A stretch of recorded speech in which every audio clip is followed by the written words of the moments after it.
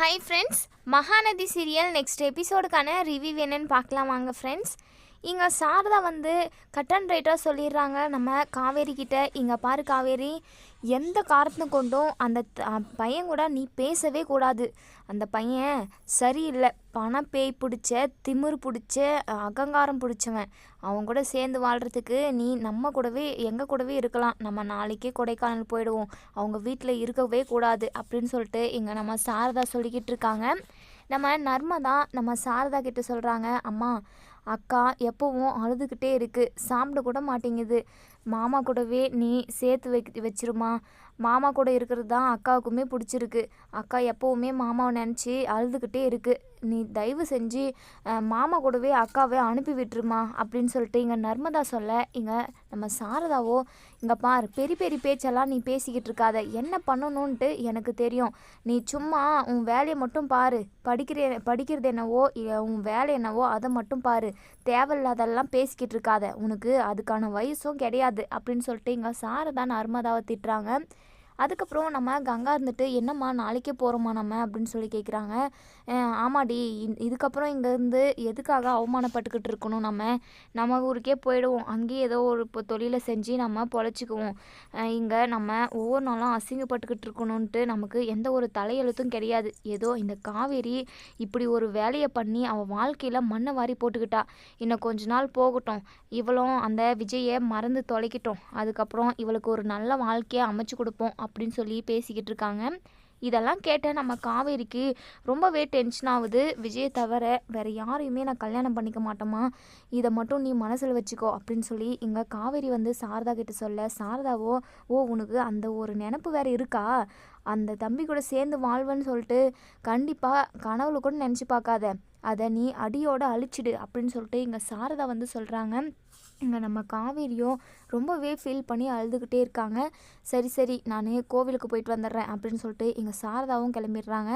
இங்கே நம்ம கங்காவும் குமரனும் கடைக்கு போய் 2 நாள் ஆச்சு, நாங்களும் போயிட்டு வந்துடுறோம் காவேரி, நீ பத்திரமா வீட்டிலே இரு, இல்லைனா கடைக்கு எங்கள் கூடவே வரியா அப்படின்னு சொல்லி கூப்பிடுறாங்க. நம்ம காவேரியும், இல்லைக்கா நான் வீட்டிலே இருக்கேன், எனக்கு எங்கேயும் வெளியே வரத்துக்கு பிடிக்கல அப்படின்னு சொல்லிடுறாங்க. இங்கே நம்ம நர்மதாவும் நம்ம காவேரியும் மட்டும்தான் வீட்டில் இருக்காங்க. கங்காவோ, நர்மதா அக்காவை நீ பத்திரமா பார்த்துக்கோ, அக்கா எங்கேயாவது போக போகிறா, நீ அவள் கூடவே இரு அப்படின்னு சொல்லிட்டு கிளம்புறாங்க. இங்கே நம்ம காவேரி விஜயை நினச்சி ரொம்பவே ஃபீல் பண்ணி அழுதுகிட்டே இருக்காங்க. நம்ம நர்மதா இருந்துட்டு, அக்கா நீ மாமாவை நினச்சி எப்போவும் ஃபீல் பண்ணி அழுதுகிட்டே இருக்கிறது எனக்கு தெரியுதுக்கா, என்ன பிரச்சனை அப்படின்றதெல்லாம் எனக்கு தெளிவாக தெரியல, ஆனால் என்னால் பிரச்சனை, என்னால் தான் உன் வாழ்க்கை கெட்டது அப்படின்றது மட்டும் எனக்கு ஓரளவுக்கு புரியுதுக்கா. நீ மாமா கூட போயிட்டு பேசு, மாமா கூட பேசுனா பாதி பிரச்சனை உனக்கு சால்வ் ஆகிடும், வாக்கா நான் உன்னை கூட்டிகிட்டு போகிறேன் அப்படின்னு சொல்கிறாங்க. எங்கள் கங்கா காவேரி இருந்துட்டு, வேணா நர்மதா, உனக்கு இதை பற்றியெல்லாம் எதுவும் தெரியாது, நீ சைலண்ட்டாக இருமா அப்படின்னு சொல்கிறாங்க. இல்லைக்கா எனக்கு நல்லாவே தெரியுது, நீ விஜய் மாமாவை நினச்சி தானே இப்படி அழுதுகிட்டு இருக்க, நீ வா, அம்மா தான் கோவிலுக்கு போயிட்டுருக்குல்ல, அம்மா வரத்துக்குள்ளே நம்ம போயிட்டு பேசிட்டு வந்துடுவோம் அப்படின்னு சொல்லிட்டு இங்கே நம்ம நர்மதா ரொம்பவே தைரியமாக நம்ம காவேரிக்கு தைரியம் சொல்லி அங்கே விஜய்கிட்ட கூட்டிகிட்டு போகிறாங்க. விஜய்கிட்ட போனதுமே இங்கே நம்ம காவேரி விஜயை கட்டி பிடிச்சி அழுகுறாங்க. உங்களுக்காக நான் என்னெல்லாம் தாங்கிக்கிட்டேன், நீங்கள் கடைசி வரையும் என் கூட இருப்பீங்கன்னு நினச்சேன், ஆனால் நீங்கள் அக்ரிமெண்ட்டு நாள் முறிஞ்சிருச்சு, நீ பேக்கை தூக்கிட்டு உன் அம்மா வீட்டுக்கு போன்னு சொன்னீங்க, என்னால் அதை தாங்கிக்கவே முடியல. அந்த சமயம்னு பார்த்து எங்கள் குடும்பத்தில் உள்ள எல்லாருமே வந்துட்டாங்க, அங்கே வருவாங்கன்னு சொல்லிட்டு நான் எதிரும் பார்க்கல. நம்ம 2 பேருமே ஒருத்தருக்கு பிடிக்காம தான் கல்யாணம் பண்ணிக்கணும், ஏதோ நம்மளோட சுச்சுவேஷன், அதனால தான் நம்ம அக்ரிமெண்ட் போட்டு கல்யாணம் பண்ணிக்கணும். ஆனால் நம்ம நடுவில் 2 பேருமே ஒருத்தருக்கு புரிஞ்சுக்கிட்டு நம்ம வாழ்க்கையை ஸ்டார்ட் பண்ணோம் இல்லை, அதை ஏங்க நீங்கள் மறந்துட்டீங்க? வெண்ணிலா வந்ததுலேருந்து தான் உங்கள் நடவடிக்கை சரியில்லை, என்னையுமே நீங்கள் அவ்வளோவா கண்டுக்கிறதில்ல, என் கூட அவ்வளோவா பேசவும் செய்கிறதில்ல, எப்போவுமே வெண்ணிலா கூடவே இருந்தீங்க, நீ இப்படி மாறினதுக்கு காரணம் வெண்ணிலா தானா அப்படின்னு சொல்லிட்டு நம்ம காவேரி கேட்க, இங்கே பாரு காவேரி, நீ தப்பாக புரிஞ்சிக்கிட்டு இருக்க, வெண்ணிலா சரியாகணும், அவள் முழுசாக க்யூர் ஆகிடணும் அப்படிங்கிறது மட்டும்தான் என் எண்ணம், அவள் மேலே எந்த ஒரு தப்பான எண்ணமும் இல்லை காவேரி, உன்னை நான் சந்தோஷப்படுத்தணும், உனக்கு சர்ப்ரைஸ் கொடுக்கணும் அப்படின்றதுக்காக தான் உன்னை ஒரு குழப்பத்தோடவே வச்சுக்கிட்டு இருந்தேன். ஒரு நிமிஷம் உன் குடும்பத்தில் உள்ள யாரும் வராமல் இருந்திருந்தாங்கன்னா நீ அதுக்கப்புறம் ரொம்ப சந்தோஷப்பட்டுப்ப. உனக்காக நான் எவ்வளவோ ஏற்பாடு பண்ணி வச்சுருந்தேன் காவேரி, ஆஃபீஸ்க்கு வந்திருந்தேன்னா உனக்கே புரிஞ்சிருந்திருக்கும். அன்னைக்கே நான் உனக்கு அதை வந்து தெரிவிச்சிருக்குவேன். ஆனால் நீ பாட்டுக்கு காரை எடுத்துகிட்டு போயிட்டு எங்கேயோ மோதி ஆக்சிடெண்ட் ஆகிடுச்சு. அதனால் அன்றைக்குமே அந்த விஷயம் நடக்காமல் போயிடுச்சு. அதுக்கப்புறம் முந்தா நேற்று தான் உன்னை கூட்டிகிட்டு போயிட்டு கம்பெனியில் அந்த விஷயத்த காட்டணும், சர்ப்ரைஸ் பண்ணணும் அப்படின்னு நினச்சேன். ஆனால் அதுவுமே நடக்காமல் என்னென்னவோ பிரச்சனை நடந்துருச்சு. உன்னை கம்பெனியோட எம்டி ஆக்கணும் அப்படின்றதுக்காக உனக்கு சர்ப்ரைஸ் பண்ணலான்னு சொல்லிட்டு உங்ககிட்ட எந்த ஒரு உண்மையுமே சொல்லாமல் வச்சுருந்தேன் காவேரி. ஆனால் இது எதுவுமே நடக்காமல் போயிடுச்சு. அது மட்டும் இல்லை, நம்மளோட கல்யாண நாள் நான் உன்னை என் பொண்டாட்டியாக ஏற்றுக்கிறேன் அப்படின்னு சொல்லிட்டு கொடைக்கானல் கூட்டிகிட்டு போயிட்டு உனக்கு ப்ரப்போஸ் பண்ணி உன்னை தூக்கி அந்த கொடைக்கானலில் சுற்றணும். ஐ லவ் யூ காவேரி அப்படின்னு சொல்லிட்டு அந்த கொடைக்கானல் ஃபுல்லாக அதாவது காது கேட்கணும், அந்த அளவுக்கு சவுண்டு கேட்கணும் அப்படின்னு சொல்லி சவுண்டாக உனக்கு ப்ரப்போஸ் பண்ணலான்னெல்லாம் எவ்வளவோ பிளான் எல்லாம் பண்ணி வச்சுட்டு இருந்தேன். எதுவுமே நடக்காமல் போயிடுச்சு காவேரி. என்னை மன்னிச்சிரு காவேரி. உன்னை நான் அக்ரிமெண்ட் போட்டு கல்யாணம் பண்ணியிருக்கக்கூடாது. அது அப்போ ஏதோ நான் தப்பு பண்ணிட்டேன். ஆனால் இப்போ அதெல்லாம் தப்புன்னு சொல்லிட்டு உணர்ந்துட்டேன் காவேரி. இப்போவுமே சரி, எப்போவும் சரி காவேரி, நீ மட்டும்தான் என்னுடைய ஒய்ஃபு. உனக்கு சர்ப்ரைஸ் மட்டும்தான் பண்ணணும்னு நினச்சேன். உன்னை இந்த வீட்டை விட்டு போகணுமோ அப்படின்னு சொல்லிட்டு என் மனசளவில் நான் எதுவுமே நினச்சி கூட பார்க்கல. உன்னை சும்மா வெறுப்பேற்றி தான் பார்த்தேன். ஆனால் அது இந்த அளவுக்கு வினையாக வரும்னு நான் கொஞ்சம் கூட எதிர்பார்க்கல காவேரி. இப்போ நீ என்னை தேடி வந்துட்டு காவேரி, இனி நீ என் கூடவே தானே இருப்ப, என்னை விட்டுட்டு போக மாட்டேல காவேரி அப்படின்னு சொல்லி கேட்குறாங்க. இங்கே நம்ம காவேரியும் அழுதுகிட்டு, இல்லைங்க, நர்மதா தான் என்னை கூட்டிகிட்டு வந்தா. என் அம்மாவை மீறி இதுக்கப்புறம் நான் எந்த ஒரு முடிவும் எடுக்க போகிறதில்ல. என் அம்மா என்ன சொல்லுதோ அதுதான். என் அம்மாவுக்கு தெரியாமல், என் குடும்பத்துக்கு தெரியாமல் உங்களை அக்ரிமெண்ட் போட்டு கல்யாணம் பண்ணது மிகப்பெரிய தப்பு. அந்த தப்பை பண்ணிவிட்டு இப்போ நான் ரொம்பவே கஷ்டப்பட்டுக்கிட்டு இருக்கேன்.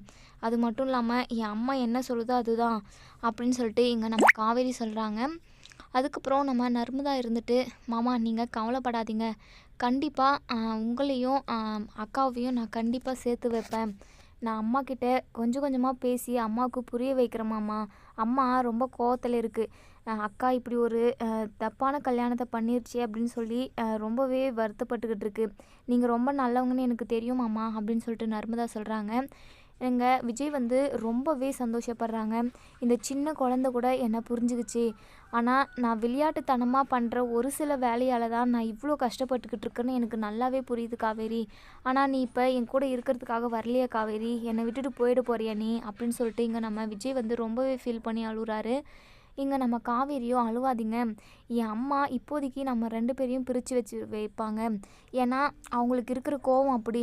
என்னதான் எதிர்ப்பு வந்தாலுமே கண்டிப்பாக உங்களை தவிர என் மனசில் வேறு யாருமே நான் நினச்சி கூட பார்க்க மாட்டேன்.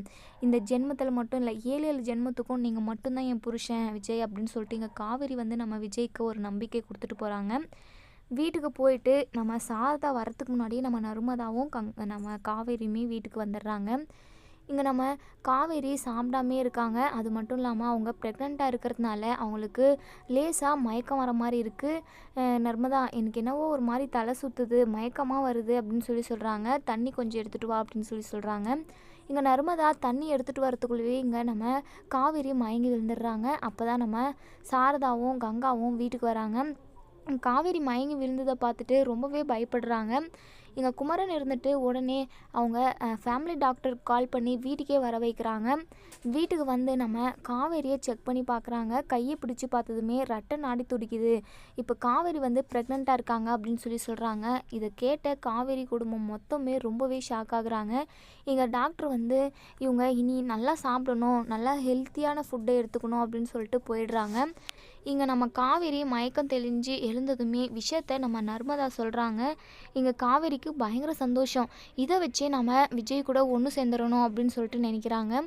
இங்கே நம்ம சாரதாவோ, அடி பாவி, வயிற்றுல புள்ளியை வச்சுக்கிட்டு வந்து நிற்கிறியடி, 1 வருஷத்துக்கு மட்டும் அக்ரிமெண்ட் போட்டு கல்யாணம் பண்ணேன். அப்போது இந்த குழந்தை யாருக்குடி, எதுக்காக இப்படி ஒரு காரியத்தை பண்ணி தொலைச்ச? அடி பாவி, உன்னை நான் அந்த விஜயை அடியோட மறக்க சொன்னேனேடி. ஆனால் அந்த விஜயோட வாரிசு உன் வயிற்றில் வளருதேடி. நான் இப்போ என்ன பண்ணுவேன் ஐயோ அப்படின்னு சொல்லிட்டு எங்கள் சாரதா உட்காந்துக்கிட்டு தலையை பிடிச்சிக்கிட்டு அடிச்சுக்கிட்டு அழுகுறாங்க. இங்கே நம்ம காவேரியோ இங்கே பாருமா, நான் இப்போ கர்ப்பமாக இல்லைனாலுமே கண்டிப்பாக என் மனசு ஃபுல்லாகவே விஜய் தான் நிறைஞ்சிருக்காரு, எனக்கு விஜய் வேணுமா ப்ளீஸ்மா அப்படின்னு சொல்லிட்டு நம்ம காவேரி நம்ம சாரதா காலில் விழுந்து கெஞ்சுறாங்க.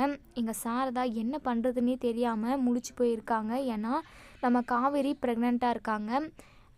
அப்படின்றதுக்காக நம்ம சாரதாவால் எதுவுமே பேச முடியல. இவங்க 2 பேரையுமே ஒன்று சேர்த்து வைக்கக்கூடாது, இந்த விஜய் கூட சேர்ந்து வாழவே விடக்கூடாது அப்படின்னு சொல்லிட்டு இங்கே சாரதா நினச்சிக்கிட்டு இருந்தாங்க.